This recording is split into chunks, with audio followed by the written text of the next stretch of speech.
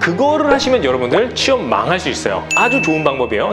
안녕하세요, 반갑습니다. 전국에 계신 인싸 여러분들, 인싸 담당자 제이콥입니다. 오늘은 여러분들에게 절대 취업이 안 되는 3가지 방법에 대해서 말씀드리도록 하겠습니다. 이렇게 하면 절대 취업이 안 돼요. 내가 취업하기 싫다 하시는 분은 이거 따라 하시면 되겠습니다. 각설하고, 자, 여러분들이 회사를 다니고 있다면, 여러분들이 아르바이트를 하고 있다면 취업 준비를 위해서 그만두는 것, 그거를 하시면 여러분들 취업 망할 수 있어요. 아주 좋은 방법이에요. 내가 취업을 망하고 싶다 하시면은 바로 퇴사하시고 아니면 아르바이트 그만두시면 돼요. 이게 왜 그러냐면, 여러분들 취업 준비가 뭔가 되게 많이 준비해야 될 것 같죠? 물론 많이 준비해야 됩니다. 하지만 준비를 뭐에서부터 하느냐? 내 경험을 정리하는 게 핵심인 거예요. 근데 우리는 경험이 없어. 그렇다면 경험을 정리할 걸 계속 만들어 나가야 됩니다. 전 여태까지 경험이 많은데요, 이건 경험이 많은 거고요, 성공 경험이나 정리할 수 있는 에피소드가 많은 게 아닙니다. 그렇다면 이걸 중단하는 행위를 한다, 그렇다면 여러분들 취업 망할 수 있습니다. 예전에 고등학교 담임 선생님이 수능 한 달을 앞두고 이런 이야기를 했어요. 야, 니네들 컨디션 조절한다고 일찍 자고 막 그러지? 컨디션 조절 하지 마 막 이렇게 화내셨던 거예요. 근데 이유는 간단했습니다. 뭐 컨디션 조절을 하려고 해도 아는 게 있어야 컨디션 조절을 하지, 너희들은 조절하지 말고 지금부터 계속 밤새 라는 이야기를 해주셨습니다.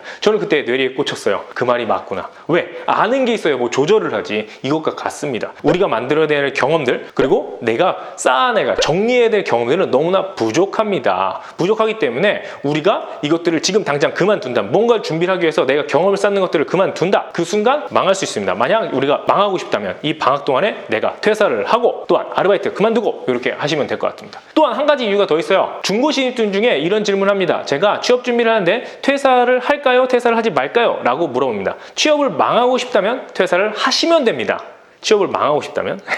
왜 그러냐면요, 간단합니다. 면접을 볼 때 우리의 마음이요, 심리 상태가 되게 중요합니다. 근데 내가 퇴직을 하지 않은 상태에서, 물론 모두 다 간절하겠죠. 하지만 퇴직을 하지 않은 상태에서는 내가 그래도 계속해서 월급을 받죠. 그리고 다시 돌아갈 곳이 있습니다. 그래서 조금은 여유가 생겨요. 여유가 생겨서 물론 간절하게 취업 준비 안 할 수도 있겠지만, 여유가 생긴 상태에서 면접을 보잖아요. 그럼 훨씬 더 자연스럽게 이야기할 수 있습니다. 하지만 퇴직을 한 상태에서 내가 마지노선을 거놓고 그 다음에 내가 배수진을 친 상태에서 면접을 본다 칩시다. 너무나 간절해집니다. 그럼 덜덜덜 떨게 돼 있어요. 심리 상태가 좌지우지하는 거죠. 그래서 여러분, 면접을 망하고 싶다면, 취업을 망하고 싶다면 바로 퇴사를 하십시오. 자, 이렇게 하면 취업 망한다. 두 번째, 취업을 망하기 위해서는요, 자격증에 집중하면 됩니다. 자격증이라는 건요, 나의 이력이에요. 근데 우리 이력의 점수를 나열해 볼까요? 이력의 점수를 나열해 보면요, 첫 번째 학교고요, 그 다음 학점이고요, 그다음 기타 등등 드르륵 내려올 수 있어요. 이거를 점수화하는 회사들이 점점 줄어들고 있고요. 물론 중소기업에서 아직도 많이 볼 수 있어요. 그리고 공기업에서도 학교를 빼고 나머지를 봅니다, 자격증들. 물론 예외 사항은 있지만 일반적으로는요,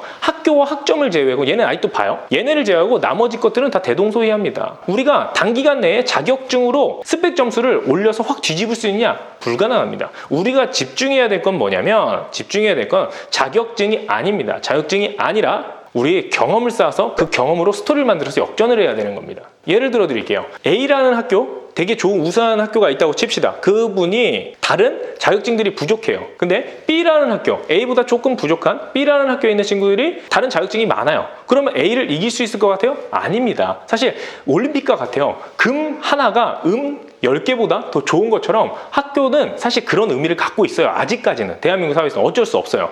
그렇다면 우리가 해야 될 건 뭐냐? 자격증을 따기 위해서 그걸 노력한다? 별로 좋지 못합니다. 그렇다면 나의 경험으로 이길 수 있도록 해야 됩니다. 물론 여기서 말하는 자격증은 쉽게 딸 수 있는 자격증을 말합니다. 여러분들이 1년 이상 걸려서 따야 된다거나 최소한 6개월 이상 따야 되는 자격증들은 있으면 반드시 득을 보고요, 그거를 역전할 수 있어요. 하지만 그렇지 않은 경우 말하는 거야. 3개월, 2개월 정도 준비해서 따는 자격증, 이거를 따려고 방학 동안 보내면 여러분들 취업을 망할 수 있습니다. 딱 봤을 때 이 자격증을 따는 시간이 얼마나 걸릴까, 이거를 한번 계산해 보시고, 이게 한 2개월, 3개월, 길게는 6개월 정도 사이에 딸 수 있는 자격증이다. 그걸 준비하시면 여러분 취업을 망할 수 있습니다. 아시겠죠? 이렇게 생각하시면 될 것 같고요. 자, 그러면 어떤 자격증을 따야 되느냐? 자격증은 좀 시간이 오래 걸리는 것, 이런 건 당연히 괜찮아요. 대학생들이 내가 준비해가지고 따는 거 오케이, 괜찮습니다. 그리고 공기업을 준비한다면 좀 다른 이야기예요. 얼마 안 걸리지만 한국사 자격증 컴활 따야 됩니다. 대놓고 이야기하잖아요. 가점 줍니다, 이렇게. 그렇기 때문에 준비해야 되고요. 모두가, 그 업계에서 모두가 갖고 있는 자격증 같은 경우도 취득하셔야 됩니다. 예를 들어서 재무 관련된 자격증이 있다. 그럼 재무 지원하신 분은 다 있거든요. 따셔야 됩니다. 금융 자격증도 마찬가지예요. 어떤 분은 여기서 손을 들죠.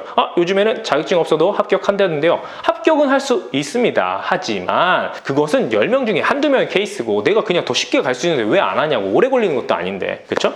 자, 시험 망하는 3가지 방법의 두 번째, 자격증에 집중하는 거. 아시겠죠? 즉, 방학 내에 내가 무슨 자격증을 딸 수 있다, 이런 건 애시당초 안 된다 라고 생각해 주시면 될 것 같아요. 취업을 이렇게 하면 만다. 3번째, 여러분들 이런 이야기 많이 돌아요. 이제 경험 이야기하니까 여러분들이 많은 경험을 쌓고 있을 거예요. 제가 계속 강조했거든요. 근데 이런 것들 좀 무시하는 경향이 있어요. 파견직, 계약직, 2개월의 인턴, 이런 거 무시하는 경우 있는데요. 절대 무시하면 안 됩니다. 여러분들이 지금 갖는 거는 내가 경력직으로서 이직하려고 하는 거예요? 아닙니다. 여러분들은 신입이에요. 신입인데 그 직무에 대해서 이해하고 직무에 어떤 어려움이 있는지, 직무에 어떤 문제가 있는지 알고 지원하는 것과 모르고 지원하는 거의 차이를 만들어 놓기 위해서 경험을 하는 겁니다. 계약직이면 어떻습니까? 파견직이면 어떻습니까? 도급이면 어떻고요? 인턴이 짧으면 어떻습니까? 괜찮아요. 괜찮으니까 여러분들 그 경험을 통해서 이 직무가 뭐 하는지 알고 어깨너머로 배울 수가 있는 거예요. 그 경험을 쌓는 것이 매우 중요합니다. 여러분들이 취업을 망치기 위해서 얘네들을 무시해 주시면 됩니다. 내가 망치고 싶다. 그럼 얘네들 무시하고 안 하시면 됩니다. 아시겠죠? 자, 오늘 여러분들에게 취업 망하는 3가지 비법에 대해서 말씀드렸습니다. 이 3가지 비법을 잘 지켜주시면 여러분들이 취업이 저 먼 나라로 갈 수 있을 것 같아요. 그럼 이상 물러가도록 할게요. 안녕!